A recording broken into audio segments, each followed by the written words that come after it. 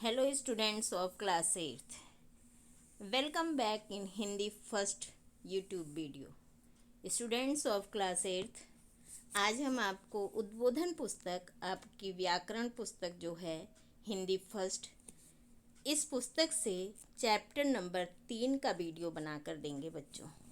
तो पाठ नंबर 3 पर हम लोग चलते हैं। देखिए, पाठ नंबर 3 पर हम लोग आ गए हैं।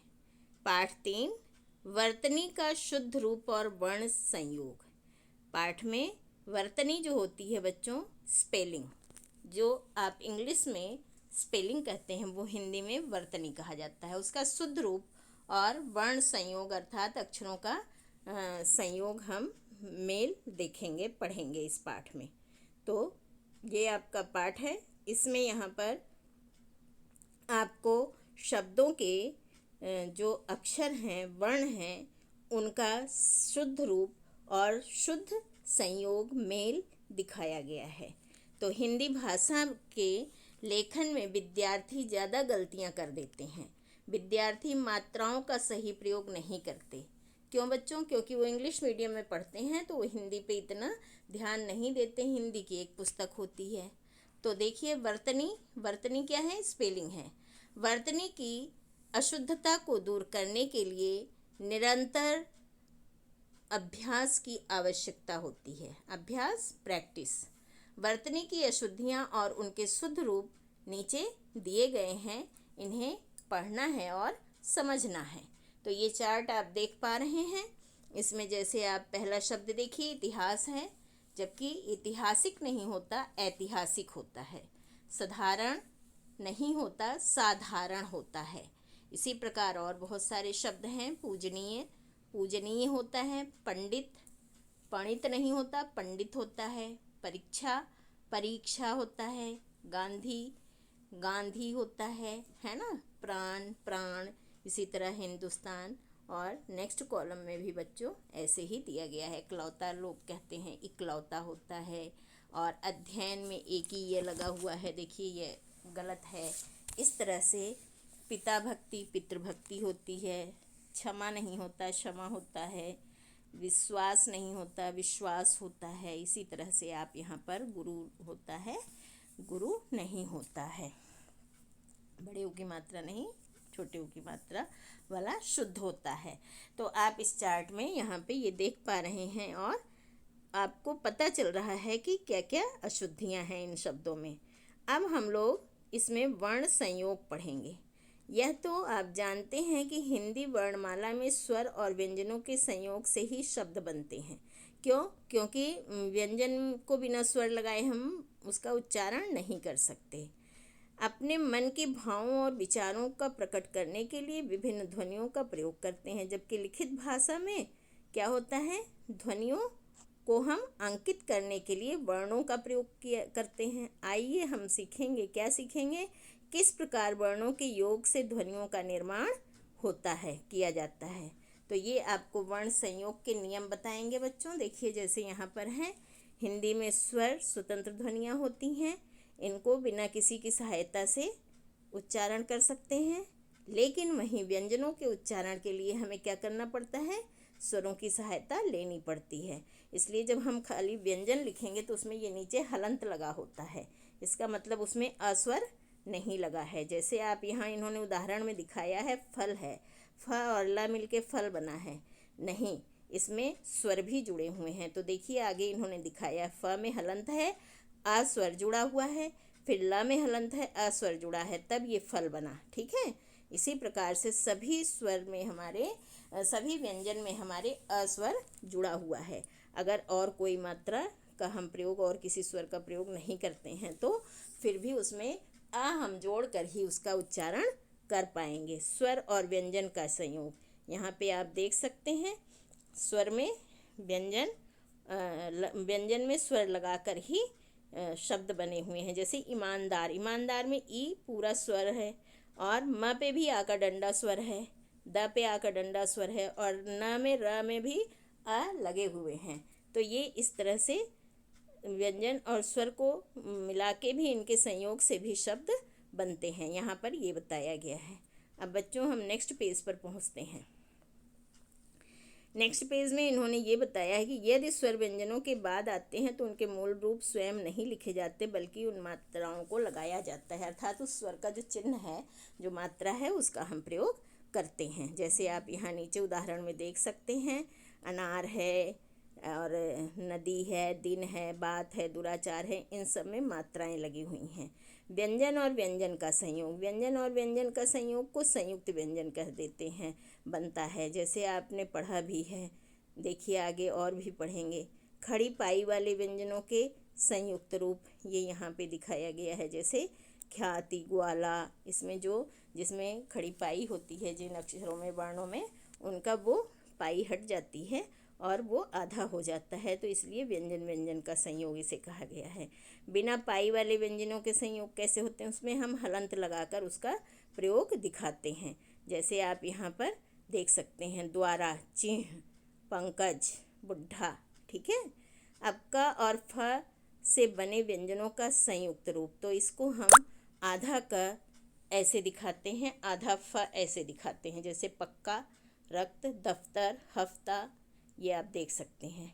अब र का संयुक्त प्रयोग हम कैसे करते हैं बच्चों। र का प्रयोग कई प्रकार से होता है, इसमें दिखाया गया। यदि र का उच्चारण स्वर के साथ हो तो संयुक्त रूप से उसको कैसे लिखा जाता है, जैसे देखिए, राजा, रुपया, इस तरह से। और जब र का उच्चारण दो वर्णों के बीच में होता है तो उसे सिरोरेखा के ऊपर लगाते हैं, अर्थात जिसको र रेफ कहा जाता है। ये देखिए ऊपर जो लगता है इसे रेफ कहते हैं। जैसे कर्म, सर्प, धर्म, पर्वत, ये। और फिर तीसरे में अगर र नीचे लगता है, स्वर रहित दिखाते हैं, उसमें स्वर नहीं है, ऐसा हमें दिखाना होता है, तो हम नीचे लगाते हैं, जैसे प्राण, प्रकाश, इस तरह से, ठीक है। इसको रपदेन भी कहा जाता है, ठीक है बच्चों। अब यदि स्वर रहित ट और ड लिखना होता है, र का संयोग हो, तो उसे कैसे लिखते हैं, जैसे देखिए, ट्रक, ट्रॉली, ड्रम, राष्ट्र, इस तरह से नीचे ऐसे लगाते हैं, उल्टा वी की तरह, ठीक है। फिर श के साथ र का अगर हमें प्रयोग दिखाना होता है तो हम श्र बना देते हैं, ये संयुक्त अक्षर बन जाता है, श्रमिक, देख रहे हैं आप, श्रीमान, श्रवण, श्रम, ये है। और स के साथ अगर र लगाना है तो स्र ऐसे बनता है, वो सहस्र, श्रोत, ठीक है। अब इसमें इन्होंने 5th नंबर पे ये बताया है, अंगा, य, न और म, जो ये अनुनासिक अनुस्वार हैं, इनके साथ हम अगर इनका प्रयोग करते हैं तो कैसे करते हैं। देखिए, पंकज तो ऊपर बिंदी करके हम लिख देते हैं, या चंचल है तो चंचल बिंदी करके लिख देते हैं, पंडित ऊपर बिंदी करके लिख, इसी तरह पंच, कंठ, अंधा, ठीक है। ये संयोग इनका दिखाया गया है। अब हमें क्या जानना है, जब दो पंचाक्षर इकट्ठे आ जाएं तो पहला व्यंजन स्वर रहित होता है और तो अपने मूल रूप में ही प्रयोग किया जाता है, लिखा जाता है। जैसे जन्म, अन्न व सम्मेलन में दो दो पंचाक्षर हैं, ठीक है। ये आपको इसमें दिखाया गया है। अब हम नेक्स्ट पेज पर आते हैं बच्चों। नेक्स्ट पेज पर इन्होंने कहा, देखिए, विदेशी ध्वनियों को लिखने की व्यवस्था। विदेशी ध्वनियाँ जो हैं हमारे, जैसे फारसी के शब्द हैं, अरबी के शब्द हैं, तो उनके नीचे हम नुक्ता, बिंदी लगी हुई है ना, इसे नुक्ता कहते हैं, इसका प्रयोग करके हम लिखते हैं, तो इसके प्रोनाउंसिएशन में भी, उच्चारण में भी अंतर आ जाता है। जैसे इंग्लिश का ऑफिस बोलना होता है तो उसके ऊपर चंदा लगा देते हैं।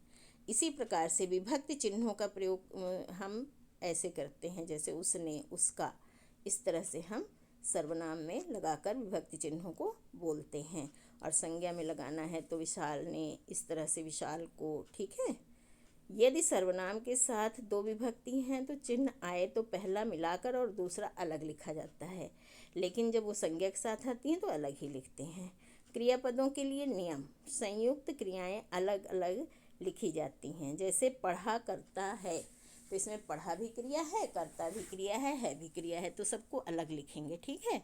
अब य और व का प्रयोग, जहाँ इन दोनों वर्णों का प्रयोग विकल्प के रूप में किया जाता है वहाँ इनका मान्य रूप ही अपनाना चाहिए। जैसे किए, नई, गए, हुआ, उसको हम किए स्वर वाला लगाएंगे। नई, गए, हुआ, इस चीज़ को लिखा जाएगा। ठीक है बच्चों, जैसे मुझे स्कूल के लिए जूते चाहिए, तो यहाँ पे लिए में ये स्वर वाला ए आएगा, चाहिए में भी वही आएगा। ठीक है।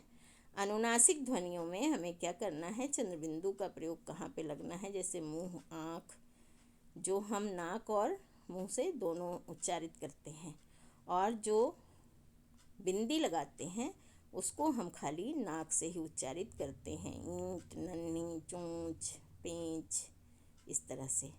संयुक्त व्यंजन, ये आप देख सकते हैं, श जो बना हुआ है क और श को मिला के बनता है, त्र जो है त और र को, ज्ञ जो है ज और र को मिलाकर, य मिलाकर, और श्र जो है श और र को मिलाकर बनता है। ये देखिए, छ त्रंग य श्र, ये इससे शब्द बना क्षण, क्षमा, त्रिभुज, त्रिनेत्र, ज्ञान, ज्ञानी, श्रम, श्रवण आदि।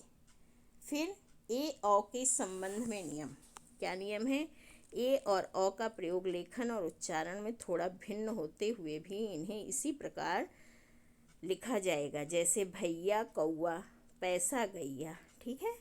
श्रुति मूलक य और व, गई के स्थान पर गई का ही प्रयोग किया जाएगा। हम सुनने में गई सुन रहे हैं, लेकिन हमें वहाँ ई का ही प्रयोग करना चाहिए। गई के स्थान पर गई के स्थान पर हुआ प्रयोग शुद्ध होगा। कहने का मतलब वहाँ पे स्वर ही लिखना है, तभी वो शुद्ध माना जाएगा।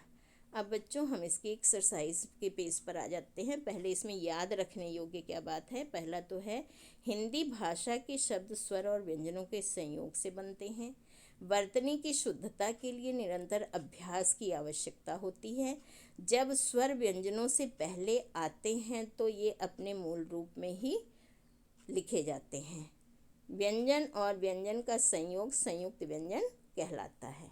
अब इसमें क्वेश्चन नंबर 1 में इन्होंने कुछ शब्द दिए हैं जिनको हमें अलग अलग करना है वर्णों को। तो देखिए, सहायता, स प्लस अ प्लस ह हलंत वाला है, आ, य हलंत, अ, ता। ठीक है, त हलंत और आ। तो ये हमने यहाँ पर बच्चों लिख रखा है, ये आप यहाँ से देखकर अपने बुक में कर लेंगे। ठीक है। फिर आप नेक्स्ट क्वेश्चन पे आएंगे। नेक्स्ट क्वेश्चन पे है बच्चों वर्तनी की शुद्धता, ये वाला।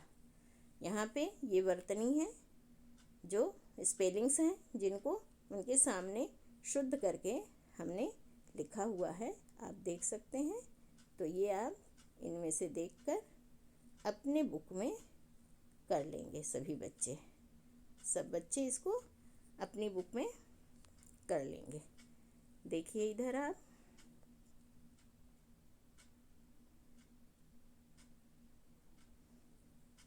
दूसरा कॉलम भी है ये, यहाँ पे भी। तो यहाँ से आप देखकर अपनी बुक में इसको कंप्लीट कर लेंगे। अब बच्चों हम क्वेश्चन नंबर 3 पे आते हैं। 3 आपका आ गया ये क्वेश्चन। अब आप क्या करेंगे, इसमें जो ये आपको वर्ण दिए गए हैं अलग अलग, इन वर्णों से हमें शब्द बनाना है। तो शब्द आपको बनाना है, तो इसलिए हमने बना के लिखा है। देखिए, किसी किसी में कोई वर्ण नहीं था, उसको हमने एरो लगा के ये लिख रखा है। ये आप इसमें ध्यान से देखकर कर लेंगे। ठीक है बच्चों, तो ये इसका आंसर है यहाँ पर। ठीक, तो ये आपका पार्ट 3 पूरा हो गया। और अब आप इस पार्ट में से देखकर, इस वीडियो से देखकर एक्सरसाइज को कंप्लीट करेंगे और पढ़ेंगे, अपने यूटी की तैयारी करेंगे। आपका यूटी जल्द ही आने वाला है। एंड जो भी इसमें आपको डाउट है वो आप बार बार वीडियो देखिए, समझिए और पढ़िए। All the best, take care.